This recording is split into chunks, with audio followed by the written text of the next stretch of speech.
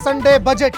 ಜಾಗತಿಕ ಸವಾಲುಗಳ ನಡುವೆ ಆಯವ್ಯಯ ಮಂಡನೆ ಮೂಲಸೌಕರ್ಯ ಅಭಿವೃದ್ಧಿಗೆ ಆದ್ಯತೆ ರಾಜ್ಯದ ಬೇಡಿಕೆ ಈಡೇರಿಸ್ತಾರಾ ನಿರ್ಮಲಾ ಸೀತಾರಾಮನ್ ಮನ್ರೇಗಾದಲ್ಲಿ 2,000 ಕೋಟಿ ನೆರವಿಗೆ ರಾಜ್ಯದ ಬೇಡಿಕೆ ಮೆಟ್ರೋ 4ನೇ ಹಂತಕ್ಕೆ ಹೆಚ್ಚಿನ ಅನುದಾನ ನಿರೀಕ್ಷೆ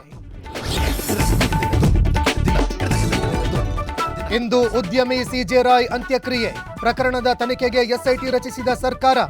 ನಾವು ಒತ್ತಡ ಹೇರಿಲ್ಲ ಎಂದು ಕೇಂದ್ರಕ್ಕೆ ಐಟಿ ವರದಿ ಗುಂಡಿಯಲ್ಲಿ ಶವ ಹಿಡಿಸಿದ್ದಕ್ಕೆ ತಂದೆ ಕಾಲನ್ನೇ ಕತ್ತರಿಸಿದ ಕೊಟ್ಟೂರು ತ್ರಿವಳಿ ಕೊಲೆಗಾರನ ಭೀಕರತೆ ಬಯಲು ಮನೆಗೆ ಕರೆತಂದು ಶವ ಹೊರತೆಗೆಸಿದ ಪೊಲೀಸರು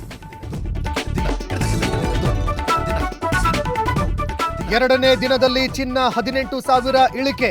ಬೆಳ್ಳಿ ದರವು 60,000 ಕುಸಿತ ಇಂದಿನ ಬಜೆಟ್ ಬಳಿಕ ಮತ್ತಷ್ಟು ಇಳಿಯುವ ನಿರೀಕ್ಷೆ